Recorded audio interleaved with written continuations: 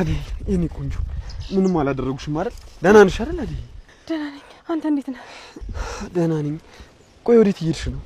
እኔም አንተ ጋር እየመጣሁኝ ነበር። ዳይመንድን ይዘውት እየመጡ ነው። ሳይደርስብን አምልጥ በቃ። አዲ ኪንጎ ዳይመንድን ይዘውታል። እንዴ ለምን? ወይኔ እኔን አምልጭ አለኝና እሱ ተያዘ። እኔ ጥዬው መጣሁ። ወይኔ ልክ አደረገ። አሁን ሂጂ አባቴ ሳይመጣብሽ። እሺ እንዴት ነው እሱን ትቼው የምሄድ? አሁኑኑ ተዚህ መሄድ ይኖርብሻል። እኔ ዳይመንድን ጥዬው አልሄድም። እሱ ምን ይሆናል? ወንድ ልጅ ነው። አንቺ ሴት ነሽ። ጫኔና ጋሽ ካገኙሽ ይገሉሻል። አሁኑኑ ከዚህ ጠይ መሄድ አለብሽ። ዴፍ አሁኑኑ ከዚህ ቀይ ይዘህ አጥፋ። አዎ እሺ እሄዳለሁ። ግን አሹ ቃል ግባልኝ የዳይመንድ ነገር አደራ። አታስቢ፣ ሁሉም ነገር በእኔ ጣዩ። ሊዱስ ያዲ እናት ጋር ናት። እሷ ጋር ሄደህ መውሰድ ይችላል። ኪንጎ አንተ አትሄድም? እኔ ወንድሜን ለማንተሽ ነው የምሄደው። አዲ በቃኛ እንሂድ። እሺ ሰዓት የለንም። ስለዚህ አሁኑኑ ከዚህ ጠይ መሄድ አለብሽ። ዴፍ አሁኑኑ ከዚህ ቀይ ይዘህ አጥፋ። አዎ እሺ እሄዳለሁ። ዳይመንድ ወንጂ ተገደ ሜዳ አደይ እንዴት ነሽ እንዴ? ምንድነው ነገሩ? ስልክሽን አጥፍተሽ ጠፋሽ እኮ። አሁኑኑ ከዚህ ጠይ መሄድ አለብሽ። ቆይ ካገባ በኋላ ለምንድነው ማስወር ያስፈልግ? ይልቄት እንዳለች ይናገሩና እንሂድበት። አሬ ዛሬ ብቻሽ ይቅር ይበሉኝ። አንቺም እናትም ስለፈለጋችሁ መሆን ነገር ምንም ነገር የለም። ከልጅነት ጀምሮ አንዳችሁ እንኳን ደግፋችሁኝ አታውቁ። ሁሌ ብቻዬን። ከናውል ጋር ደግሞ የሆነ የጀመረችው ነገር ሳይኖር አይቀርም። ደግሞ ልጀምር ትችላለች። እርጎዝም ከመጡ ይበቃኛል። ሌሎቹን አልፈልጋቸው። ለሊንም ብትሆን ሊዱ ደግሞ ምን አደረገችሽ? እሷም ጸባዩ ደስ አይልም። ዝም ብላ መቅበጥ ነው ስራው። አንድ እንኳን ቁም ነገር የላትም። ሁሉም ይምጡና ፊት ለፊት የምትነጋገሩት ነገር ይሆናል። እኔ ማንን ማመን እንዳለብኝ ማንን መስማት እንዳለብኝ እንኳን ግራ ገብቶኛል። አሁን እነሱ ይምጡና እዛው ፊት ለፊት ትነጋገራላችሁ። እኔ ፍቅር ነኝ ከአደይ ጋር ቁጭ ብዬ የምነጋገረው አይኗን ራሱ ላይ አልፈልግም። እሱን ይምጡና ያኔ እንደምትፈልጊና እንደማትፈልጊ እናያለን።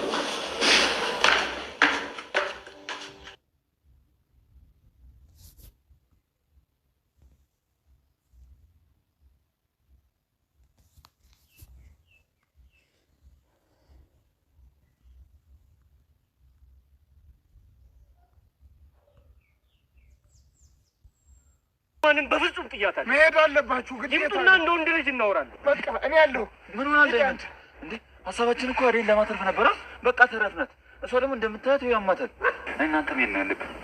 ይገዱና ሂዱ። ግድ የለም ቶሎ ብል በእናትህ የሮምዬን ነገር አደራ። ምንም ማለት ደመቀ በሚያስገርም ሁኔታ ታሪክ ሰራ።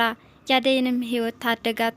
ያደይ አባት እጮኛ ወደ ተባለላት ቦታ ተሸክማት እየሄዱ ሳለ መንገድ ላይ ይህን ምቹ አጋጣሚ በመጠቀም አስገድዶ መድፈር ሙከራ ሊያደርግባት ሲል አቶ አለልኝ የተባለው ግለሰብ ደመቀ ግን ፈጥኖ ሮጦ አደይን ታድጓታል፣ አስመልጧታልም።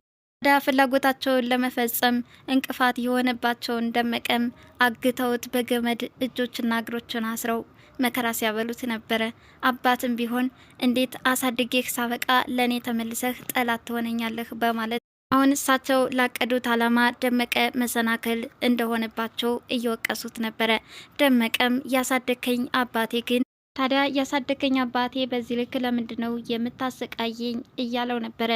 አሹና ንጉስም ደርሰው የታሰሩ እግሮችና እጆቹን ፈተውለት የሮማንን ህይወት ለመታደግ ጥረት እያደረገ ነበር።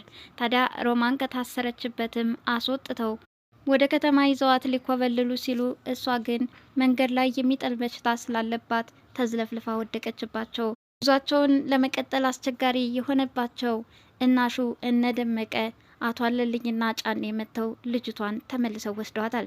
ሰላም ጤና ይስጥልን ውድ ቻናል ቤተሰቦች እንደምናላችሁ በያላችሁበት በአለም ዳርቻ ሰላማችሁ ይብዛ እያልኩኝ ሰራተኛዋ አደይ ካየናቸው ውስጥ አጠር አድርጌ ማቀርብላችሁ ይሆናል። አብራችሁኝ ቆዩ። አመሰግናለሁ። እንግዲህ ያደይ አባት በማንጨነቅና በማናለብኝነት ለሚፈልጉት ጎረምሳ ለመዳር ሲል ከታገተችበት አውጥተው በአለልኝና በጫኔ አማካኝነት ተሸክመዋት መንገድ ጀምረው ነበረ። ይህንን አጋጣሚን በመጠቀም ከችግኙ ሲደርስ የሚናፍቀውን ያደይን ገላ ሲመኘው ስለነበረ ይህን አጋጣሚ ለመጠቀም ያስገድዶ መድፈር ሙከራ ሊያደርግባት ሲል ነበረ ደመቀ የተከሰተባቸው።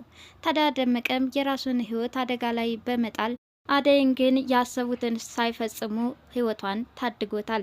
ታዲያ አደይን አስመልጦ ከዴቭ ጋራ ከተገናኙ በኋላ ምንም አላደረጉሽም ወይ በማለት ዴቭም ስላመለጠችለት ወደ እናቷ ቤት ነበር ተያይዘው የሄዱት። ደመቀ ግን በእናለልኝና በእናቶ ጫኔ እገታ ውስጥ ሆኖ ሲሰቃይ ቆየ። አባትም በእገታ ላይ ያለው ዴቭ ስላመለጠና ደመቀስ የታሰረበት ምክንያት አደይን ስላስመለጠ እንደሆነ በጣም ተበሳጭተውበታል።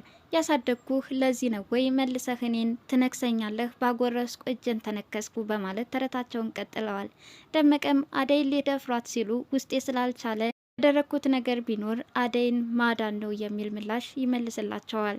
ያሰቡትን ማሳካት ያልቻሉት አቶ አለልኝና ጫኔም የበቀል ጥጋቸውን ደመቀ ላይ ያወረዱት። አደይም ከአቶ አለልኝና ከአቶ ጫኔ እጅ አደይም በደመቀ አማካኝነት ካለልኝና ከአቶ ጫኔ እጅ ካመለጠች በኋላ አቀበት ቁልቁለቱን እየተሯሯጠችና ደፋ ቀና እያለች ከዴቭ ጋር ከተገናኘች በኋላ ወደ እናታቸው ቤት ነበር ያመሩት። እናትም ደስታቸውን መቆጣጠር አቃታቸው። ታዲያ በአደይ ምትክ ሆኖ ደመቀ ስለታሰረባቸው በዚህ ቅር ቢሰኙም ጓደኛቸውን እንዴት አድርገው ከአጋቾቹ ማስመለጥ እንደሚችሉ እያሰቡ ነበር። ወንድሟን ፍለጋ ወደ መስክ የወረደችው ሊዱም ድንገት የአደይን አባት ታገኛቸዋለች። ሊዱም አደይ ከነሱ ጋር እንደምትኖርና አደይን ተከትለው ወደ ገጠር እንደመጡ ስትነግራቸው ለካ ብዙ የከተማ ሰዎችን ስላስከተለች ነው የልብ ልብ የተሰማት በማለት እሳቸው ያሰቡትን ለማሳካት እንቅፋት እንደሆኑባቸውም ይናገራሉ። አደይም ወደ እናቷ ቤት ከተመለሰች በኋላ ሊዲያ ለለምለም ደውላ ነበረ። አደይ ስለተገኘች ይዘናት ልንመጣ ነው በማለትም ትነግራታለች። በዚህ የተደሰተችው ለምለምም ለነባርኮት እናት ትነግራታለች። የባርኮት እናትም እንደ ልጇ የምታያትና ኃላፊነትን ብትሰጣት አደይ ሁሉንም ተቀብላ ስለምታስተናግድላት እጅግ አድርጋ ትወዳታለች። ታዲያ አሁን አደይ ልትመጣ ነው ስትባል በጣም ደስ ብሏታል። ፍቅር ግን እየተንጨረጨረች ነው። ከባርኮትና ከዴቭ ውጭ ሌላ ሰው ቤት ውስጥ እንዲኖር ፍላጎት የላትም። ይህንንም በንዴትና በቁጣ ጭራሽ እነሱ ከመጡ እዚህ ቤት መኖር አልፈልግም በማለት ወደ አባቷ ቤት መሄድ እንደምትፈልግም ትናገራለች። ታዲያ በንዴትም ስትንጨረጨር እናት ግን ስነ ስርዓት ይዘሽ ብትቀመጭ ይሻልሻል፣ አደይ ምንድነው ያደረገችሽ? በቃ ትምጣና ይለይለት በማለት ቁርጠኛ ሆነዋል። ፍቅር ግን ከባርኮትና ከዴቭ ውጭ ሌሎቹ እንደሚያናድዷትና እንደሚያበሳጯት ትነግራቸዋለች። ሊዲያ ቀበጥናት ከአደይ ጋራ ተቀምጬ ለማውራት ክብሬን አይመጥንም እያለች እሷን እያንቋሸሸችና ራሷን እየቆለለች ትገኛለች። ታዲያ እናቷን እንኳን ሳታፍር ከለምለም ጋራ ጦርነት ከፍተው ነበር። እናት ግን ስነ ስርዓት እንድትይዝ ደጋግመው እየመከሯት ይገኛሉ። ይሁን እንጂ ፍቅር የአደይን መምጣት ባትፈልግም አደይና ዴቭ ግን ወደ ነበሩበት ለመመለስ ጉዞ ጀምረዋል። አሹና ንጉስም የታገተባቸውን ጓደኛቸውን እንዴት አድርገው ማስለቀቅ እንደሚችሉ ሲያስቡ ከቆዩ በኋላ አቶ አለልኝና አቶ ጫኔ የተባሉት ግለሰብ አደይን ፍለጋ ወደ እናቷ ቤት ሲያመሩ እነሱ ግን በሌላኛው አቅጣጫ ደመቀን ለማስፈታት ሄደው ነበረ። እንደሄዱም ደመቀ እጆችና እግሮቹ ታስረው ነበር እየጠበቁት። ታዲያ ደመቀም አደይ ደህና ናት ወይ በሰላም ደርሳለች ወይ በማለት እጆችና እግሮቹ ታስረው እንኳን ላደይ ነበረ ሲጨነቅ የነበረው።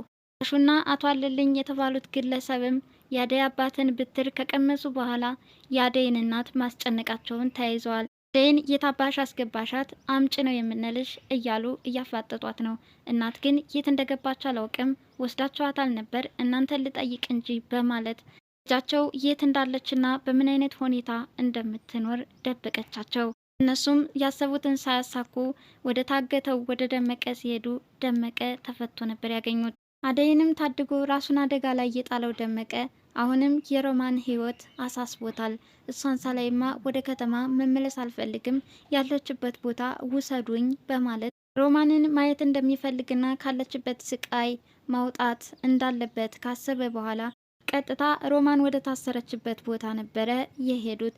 ታዲያ ከዛም ስትሄድ ባልተብየው ነገር ግን አላስፈላጊ ነገሮችን እንደፈለገ የሚጠቀምባት ሮማን በሚያሳዝን ሁኔታ እጆቿና እግሮቿ ታስረው ያያታል። በዚህ ሁኔታ ሆነሽ እኔ መሄድ አልፈልግም፣ ወደ ከተማ ይዤሽ ኮበልላለሁ በማለትም ሮማንን ከታሰረችበት በመፍታት ይዘዋት ወደ ከተማ ሊኮበልሉ ነበረ። ነገር ግን ሮማን የሚጥል በሽታ ስላለባት በየመንገዱ እየወደቀችባቸው ያሰቡትን ጉዞ መጓዝ አልቻሉም።